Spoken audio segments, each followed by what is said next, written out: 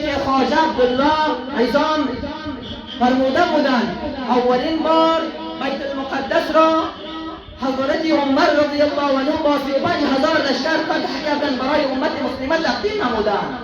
بعد از آن سلطان صلاح الدین ایوبی با 25,000 لشکر با ریختن خون شهدا برای امت مسلمه تقدیم نمودند. بارزی اون جوانان شجاع از افغانستان برخواهد خواست بیت المقدس را برای امت مسلمه تقدیم خواهد نمود. امروز کجا جوانان امت مسلمه؟ تکبیر!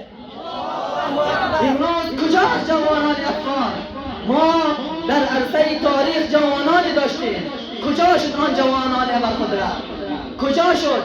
اگر امروز به والله عبدالله عزام می بودن میگفتن نن به نامن، نن به غیرت افغانی که شما در تاریخ نام داشتین.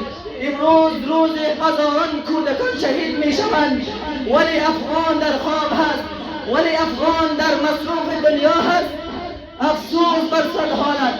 اگر می بودن برای مردم می گفتن ننگ به نامت، نام ننگین باد و تو ای افغان، ای نامت افغان است، تو چنین تاریخ داشتی. روزی از روزها در نزد سلطان صلاح الدین ایوبی یارانش لطیفه بیان می کند. لطیفه را طوری بیان می کند که یارانش می خندند. سلطان صلاح الدین ایوبی در نمی خندند. بار دیگر لطیفه را یارانش به دیگر طرز بیان می کند. بار دیگر نیست سلطان صلاح الدین ایوبی نمی خندند، چون که در قلبش درد دارد. پرسان می کند چرا نمی خنده؟ میگن که عزت مسلمان در اسارت ما به خاطر چی بخنده؟